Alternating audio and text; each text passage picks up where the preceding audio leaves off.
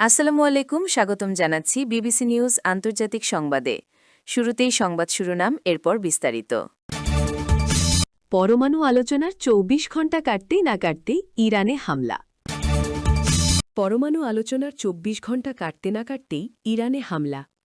Iran ও যুক্তরাষ্ট্রের মধ্যে জেনেভায় অনুষ্ঠিত পরোক্ষ পরমাণু আলোচনার মাত্র একদিন পরেই দেশটিতে এই বিধ্বংসী হামলা শুরু করেছে যুক্তরাষ্ট্র ও ইসরায়েল। শুক্রবার ২৭ ফেব্রুয়ারি ওমানে দুই দেশের পররাষ্ট্রমন্ত্রী পর্যায়ের বৈঠকের পর ইরানের পক্ষ থেকে ইতিবাচক ইঙ্গিত দেওয়া হয়েছিল। ইরানি পররাষ্ট্রমন্ত্রী আব্বাস আরাগচি বলেছিলেন, একটি নজিরবিহীন চুক্তি এখন হাতের নাগালে, তবে এর জন্য কূটনীতিকের অগ্রাধিকার দিতে হবে। কিন্তু মার্কিন প্রেসিডেন্ট ডোনাল্ড ট্রাম্প এই আলোচনার অগ্রগতিতে সন্তোষ প্রকাশ করেননি। ট্রাম্পের মতে ইরান স্পষ্টভাবে পরমাণু অস্ত্র তৈরি না করার প্রতিশ্রুতি দিতে ব্যর্থ হয়েছে।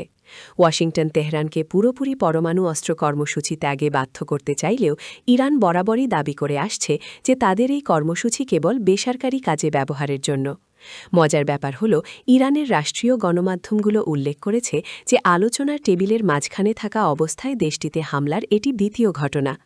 এর আগে গত বছরের জুনে ইসরায়েলের সাথে ১২ দিনের যুদ্ধের সময়ও পরমাণু স্থাপনায় মার্কিন হামলা চালানো হয়েছিল। শনিবার ২৮ ফেব্রুয়ারি সকালে নতুন করে এই হামলার পর তেহরান এখন প্রতিশোধ নেওয়ার জন্য প্রস্তুতি নিচ্ছে বলে জানিয়েছে। সম্প্রতি মধ্যপ্রাচ্যে মার্কিন সামরিক শক্তি বৃদ্ধির প্রেক্ষিতে ইরানের সর্বোচ্চ নেতা আয়াতুল্লাহ আলী খামেনি কড়া হুঁশিয়ারি দিয়েছিলেন।